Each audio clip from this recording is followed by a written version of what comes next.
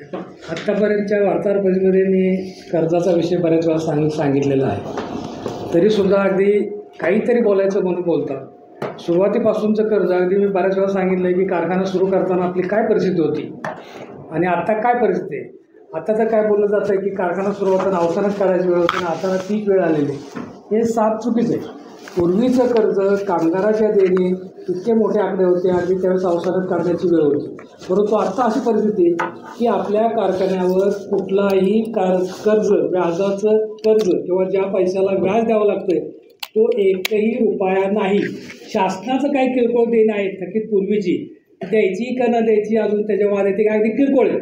आता फक्त चर्चा केली जाते की जेव्हाचं फार मोठं देणं आहे, त्यामध्ये तेच सांगतात की 17 कोटी डिपॉझिट पण घेतले, 100% घेतलेले, त्यामध्ये 8.5 कोटी व्याजाचे आहेत, ते सुद्धा बरोबर आहे, त्याचा अजिबात वाद नाही. त्यामुळे ते 17 कोटी आणि पूर्वीचे काय 2-2.5 कोटी आहे, साधारण 21-22 कोटी फक्त जवारचं देणं आहे.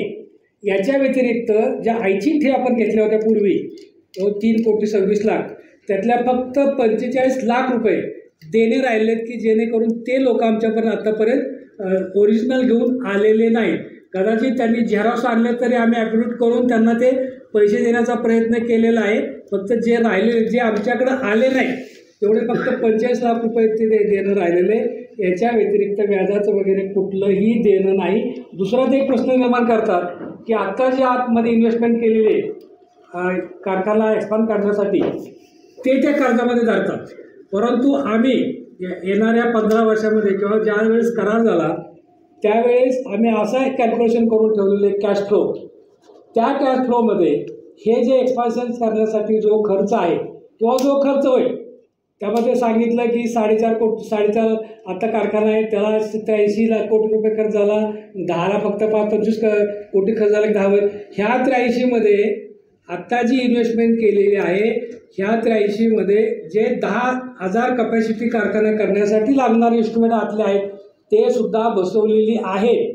म्हणजे राहिलेल्या पैशामध्ये 4.5 वरून डायरेक्ट 10वर जाईल असं नाही. फक्त बऱ्याच वेळा मी सांगतोय पॅरल क्रशिंग जे आहे मशीन तेवढं बसवायचं राहिलं, त्याच्यासाठी तो वरचा खर्च आहे. आत्ताचं 83 कोटी रुपये त्याचं जे आहे ते इन्व्हेस्टमेंट आहे, ते आमच्यावर कर्ज नाही. आणि कॅश फ्लोप्रमाणे विचार केला तर करार संपताना 15 वर्ष ज्यावेळेस होती त्यावेळेस ह्या कॅश फ्लोप्रमाणे हे संपूर्ण त्यांचं जे काय आत इन्व्हेस्टमेंट केलेली ते नील होणार आहे. त्यामुळे कृपा करून अशी कोणीही गैरसमज करून घेऊ नका की ते श्रीरामवर कर्ज आहे.